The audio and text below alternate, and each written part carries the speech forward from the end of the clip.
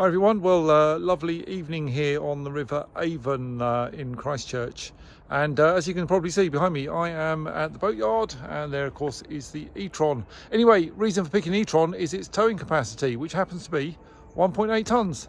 So hooked up on the back is my little sailing boat that's going off for repair and winter storage. So normally it just goes to the boatyard and it stays here, but it needs some work done that's going to be done elsewhere. So I'm going to take it home and do a bit of work there. So this thing weighs 1.25 tonnes. It's been stripped out, so it's probably near 1.2, and then the trailer itself is about half a tonne. So I'm going to be towing about 1,700 kilos. That's pretty near to the limit for an etron. I'm absolutely confident it's going to do a brilliant job, so I will let you know a little bit later on how it goes. So before I set off, just get a couple of things ready on the car. I'm just going to put my drive mode into automatic, so that is just going to bring up there. That's a kind of slightly lower than my individual settings, so I don't want the car too wallowy. And I also know that if I go to the settings and service menu, which is in here somewhere, there it is, car, settings and service, down here you've got air suspension trailer. I am just gonna, that looks like that turned itself on automatically, because that was off earlier.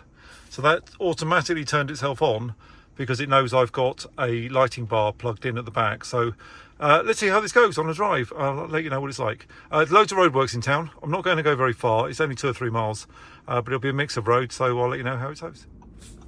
So first impressions, really positive. This car is really stable. My Hyundai Santa Fe that I used to have, 2016 model, fantastic tow car, would pull 2 tonne with the auto gearbox.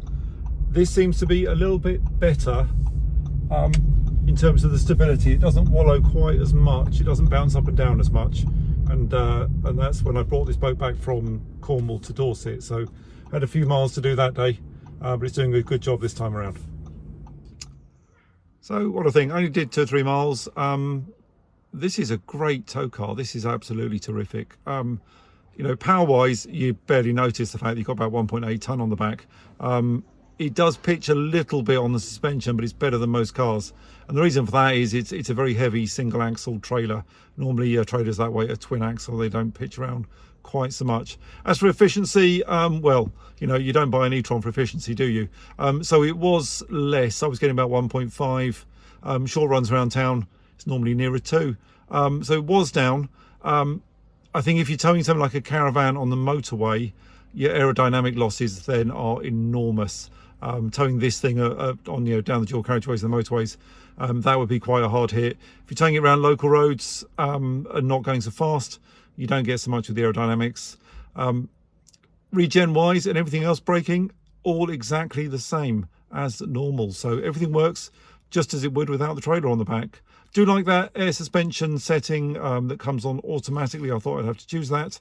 And nice thing is, down on the dashboard, when you're signalling, you get a little repeater saying that you've got a like +1 next to the indicator sign, and that tells you that your trailer board is working.